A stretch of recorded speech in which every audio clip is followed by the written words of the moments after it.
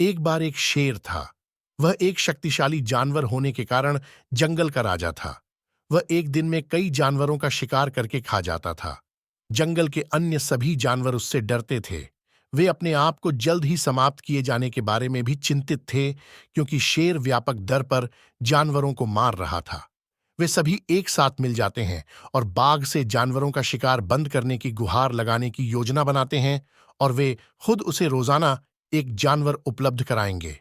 उन्होंने हिम्मत जुटाकर बाघ के पास जाकर अपना विचार उसके सामने रखा। बाघ उस विचार के लिए सहमत हो गया। वे प्रतिदिन एक जानवर को उसके भोजन के लिए बाघ के पास भेजने लगे। एक दिन बाघ के खाने की बारी खरगोश की थी, लेकिन वह खरगोश बहुत चालाक था और वह बाघ का भोजन नहीं बनना चाहता था। वह बहुत धीरे धीरे बाघ की गुफा की ओर चल पड़ा।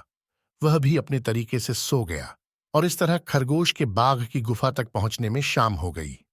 बाघ लंबे समय से अपने भोजन की प्रतीक्षा कर रहा था, जिससे उसे गुस्सा आ गया और उसे बहुत भूख लगी।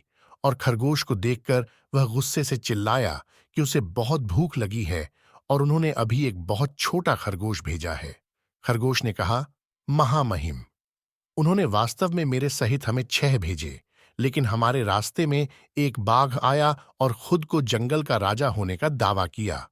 उसने 5 खरगोश रखे और मुझे तुम्हारे बारे में बताने के लिए भेजा।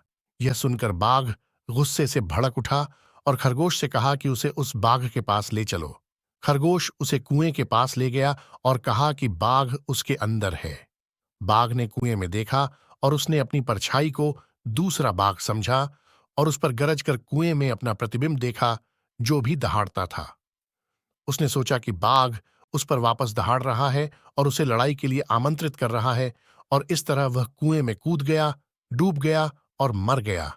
इस तरह खरगोश ने खुद को और अन्य जानवरों को बाघ के हाथों मारे जाने से बचाया। शिक्षा।